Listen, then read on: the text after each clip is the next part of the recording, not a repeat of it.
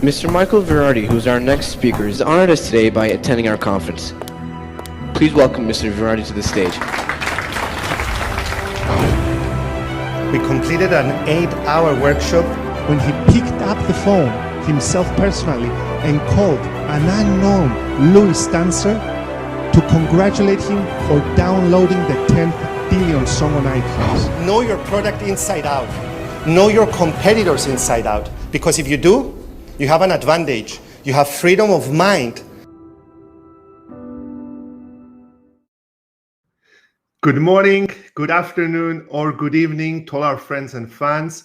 This is Jumpstart Monday, episode 2, where we share a great book that has really influenced me and hope it will do the same for you. An online course that can fuel your success. And last but not least, a proverb that resonated with me and hopefully it will do the same for you. But let's wait just a little while because we're streaming live on YouTube, Facebook, and LinkedIn to see who's coming on. Just drop me a message, your town or your country, where you are from, and we'll see our loyal friends coming up again. As I said, it's our first Monday after the lockdown here in Cyprus. We're a bit restricted in moving outside, but we're not restricted at all in exchanging ideas. Zoe Evangelou is the first one. Good morning. Let's start out Monday with positive vibes. Zoe, you are totally correct. And thank you, Sophia, for showing Zoe's amazing comment. It's the best comment we could start our day with. I totally agree. Let's see who else is on the call. Waiting for a few more before we start with the book, then go on to the online course, and then finish with the proverb. Milovan, very good morning from sunny Limassol. Hi, Milovan. Yes, it is sunny. I used one of my SMSs to go swimming this morning. I'm going to use the second one to have a coffee with my family. Marhaba, Ralph. Kif agende? Serios, good morning. Serios, you are always here, my friend. Who else is here? Who else is here? Cyprus Tasting Room, Bambos is always here. Kalimera, Michali, and team. Thank you for including the team as well. Good morning, Bambos. Dr. Kostas Konis, good luck and keep up the great work, the good work. Thank you. Ralph from Lebanon. Hello, Lebanon. How are you doing? My father graduated from the AUB, by the way, dear Ralph. Cristalla, good morning, Michael. Let's start a positive week. Let's do that, Cristalla. Marina, Hadjikostandinu. Guys, Marina, how are you doing? Have you been to the sea today or not? I want to find out. She portrays the sun, so my feeling is that she has gone to the sea because she's an ardent supporter of the sea and of healthy living. Sodia Christou from YouTube. Good morning, Michael. Glad to see people coming from YouTube. And my friend Mary Spirou. Kalimera, good morning. Christina from Athens. Good morning from Athens. If you ever go to Athens, check out Christina's hotel, an amazing hotel, 5-star hotel. Christina can drop a note and you can make the reservation through Christina and get an even better price. And no, I'm not getting a commission. I just highly recommend it. Savia, good morning to all. Good morning, Savia. Love the kiss you're giving to your husband there. Who else is here in the photo? So without any further delay, let's start with the book that has really resonated with me. It was a book that has been written in 1998, but it is still relevant today. And the book is Customer Satisfaction is Worthless. Customer Loyalty is Priceless.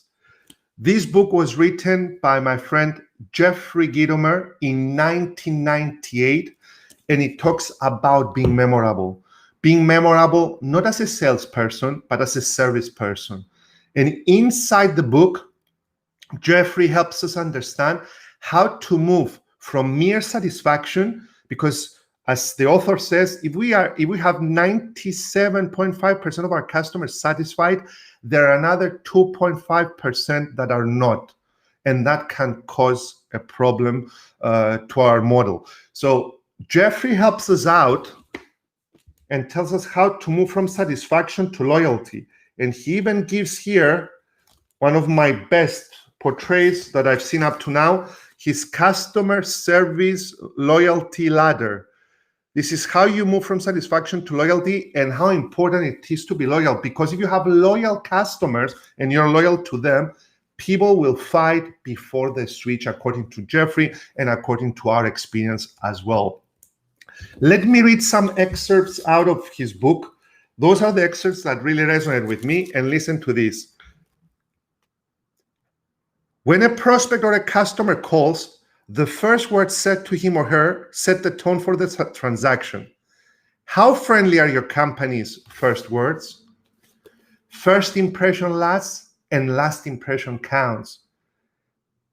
Jeffrey is correct, because you might say Michael was a good kid until he killed his mother. First impression lasts, but last impression counts. And Jeffrey says that the first words uttered out of your mouth should be positive words, should make the other people feel at ease and at home. And that's how you turn a transaction into an interaction.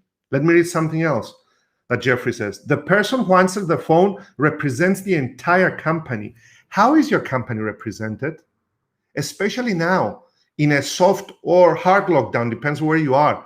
But in our case here in Cyprus, 15% of the employees are allowed to be in each organization, or at least in each floor of the organization. I believe that your company should be represented, and each and every person inside the company should be able to answer people's questions, should be able to be willing at least to try and find the answers if they don't know the answers to your customers' questions. Each one should stick with each one, and we should fight together as a team, because as I said in the previous episode, if you want to go fast, go alone, but if you want to go far, go with others.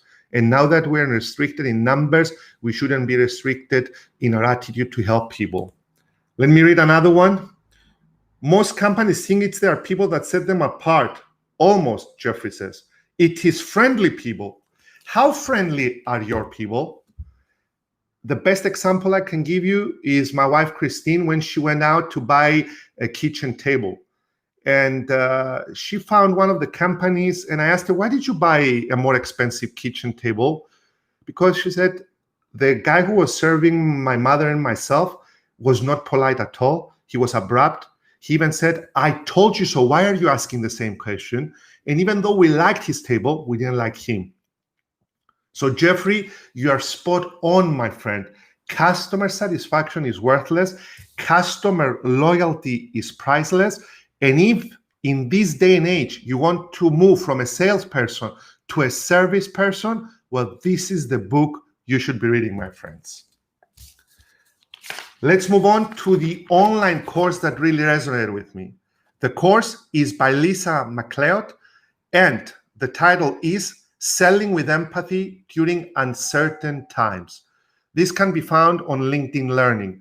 But for those of you who are not on LinkedIn Learning, let me say that there are courses on other platforms like Udemy, Skillshare, Masterclass, which is an amazing online platform with great lectures and people who have proven themselves. But this particular course, which is Selling with Empathy During Uncertain Times, comes from Lisa MacLeod.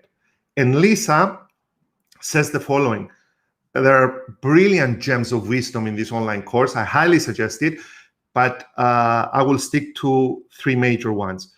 In this day and age, we should come across to our customers with empathy, with urgency, and above all, fueled by a higher purpose.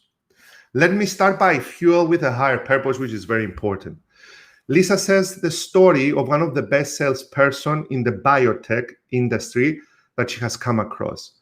There was a lady from a pharmaceutical company waiting in the doctor's lounge room, and while she was going to go in and visit the doctor and to talk about her products, there was an old lady who saw on her shirt the company's name. And she went across to Lisa and she said, I want to thank you. Do you work for this company? And the lady said, yes, I work for this company. I want to thank you because your products are keeping me alive. And that day, the salesperson said, that was the day that I understood that my customer is not so much the doctor as it is, in this case, this particular patient and patients like this old lady that are kept alive because of my products. So my question to all of you and to myself and to Sophia, our business development manager, is what is the higher purpose that you are fueled with in order to serve your audience? And the second question is, who is your audience? For this particular lady, it was the old lady and people like her that needed her medicine to stay alive. For some others, we need to dig deep, especially in this day and age, to understand, to empathize with our customers and really understand who we are serving and why are we doing this other than money, or at least a purpose higher than money. And this leads me to the second thing, which is leading with empathy, that Lisa says in her online course. By the way, Sophia will drop all these links to the courses and the books that I've mentioned after we're done. Empathy. Lisa gives a great example. Because Lisa is a trainer, they divided two groups of participants into two groups. The first group was told, I want you to think during difficult times how to make $1 million for your company and for yourself. The second group was told, I want you to think how you can help your customer make $10 million. Guess which group of the two managed to be more successful? And I'm sure you guessed it, it was group B, the group that was asked to try and think ways of helping their customer, in other words, delivering value to their customer to make $10 million. Because in this day and age, we shouldn't be so much concerned with selling our product. We should be concerned in driving value towards our customer. In our case, let's say we're great at running sales seminars. But if today our customers, Vasilikos Cement Works, cannot get any more customers because construction is down, then what do we need to do? We need to understand that Vasilikos Cement Works in this day and age is in the retention business. They're trying to retain their customers, not increase their customer base. So if I'm going in asking them to run a sales seminar, I will most likely fail. So empathize with your customer, look at it from their eyes, get into their shoes, and if you're fueled with a higher purpose, as we said earlier, and empathize with them, then we're led to the third pillar, which is urgency. Many people told me that, Michael, you are wrong in coming up with the 7 times 7 times 7, which is, this rule says, I respond back in 7 seconds to any of my messages and emails. If I'm not doing anything, I respond back. In 7 minutes, if I'm doing something, I want to finish it and then respond back, or in 7 hours. That's the duration of the workshop that it takes me to run a daily workshop. So I respond back immediately after the 7 hours. But my experience has shown me that I'm not wrong. People want to deal with prompt people. And if you're prompt, people attribute more things to you, that you're reliable, that you're knowledgeable, that you can do the job, that they can depend on you. So what is your rule? It might not be 7 times 7 times 7. It can be 14 times 14 times 14, or 21 seconds, 21 minutes, 21 hours. But let it not be the 24-hour rule. And I see time and time again, my prospects, which turn customers, they never told me, or they told me sometimes, you are amazing or you're excellent, but they told me you're prompt, you're reliable. They are impressed by getting a fast reply, because in this day and age, or even beforehand, we taught our customers that we will be late. We don't care so much. We have a lot of business on our hands and we have a lot of things in our head. So we need to move fast. Empathize with the customer, be fueled by higher purpose, and show urgency. Which leads me to the proverb of the day. This is a proverb that has resonated with me, and I want to share it with you and also give you my takeaway. And the proverb is the following. And I've seen this proverb in George Petrakidis' office, who was the head of Microsoft of Malta and Cyprus. The proverb says the following: 2 things define a person: his patience when he has nothing, and his attitude when he has everything. Let me repeat this. Two things define a person: his patience or her patience when she has nothing, and her attitude when she has everything. This is very relevant in today's day and age, especially now that we're starting with a lockdown here in Cyprus and maybe across Europe and other parts of the world. Patience, because you might not have your dream job. You might not be in a relationship that you wish you were, or you're in a relationship that you want to get out of. You might not have the monetary returns from the services you're giving out. You might not have a lot of money in the bank, or the money that you wish you had in the bank. Or maybe it's not safe to have them in the bank anymore, I don't know. But you need patience when things are not going your way. Because as lawyers say, when you lose your head, you lose your case. So it is imperative that we're patient. And when you have everything, and by everything I mean a job that you consider to be your dream job, you are not running a business, but you're running your passion. You're fueling your passion and you're making money out of it. You have a beloved spouse or children that love you and adore you, and you adore them back, then it is your attitude that matters. And there is only one word that accompanies attitude, in this case, an attitude of gratitude. And it is the gratitude that we show on a daily basis that will distinguish us from all other not salespersons, but service persons. Dear friends and fans, Eva Burko is here. Good morning, Eva. Good morning, Adrian. Good morning, Pan. This is Jumpstart Monday. We talked about a book that has really impacted me and has helped me. Customer Satisfaction is Worthless. Customer Loyalty is Priceless by Jeffrey Gitomer. And I have some great news to announce. We are doing a partnership with Jeffrey Gitomer. We're going to be having a webinar together, which is going to be a paid webinar on taking a sales leadership position as the new economy emerges. It's going to be on the 9th of February. And if you want to know more about this, then please drop your email here and Sophia will get back to you. There are limited seats. Jeffrey and myself will be live delivering this course to you, and you will learn many strategies and techniques, not only to survive, but also thrive in this emerging economy. Then we talked about our online course, which is Lisa MacLeod's Selling with Empathy During Uncertain Times. And we finished with our proverb of the day, which is two things define a person: his patience when he has nothing, and his attitude when he has everything. Thank you very much for tuning in. Sophia, is there anything else you would like me to mention? Hopefully you want to say about what's coming up this afternoon. So please Go ahead and tell our audience. Yeah, so I wanted to mention the two live streams that we have coming up this week. The one is this afternoon at 6 Eastern European time. We have the new episode of the Customer Experience Show with Micah Solomon.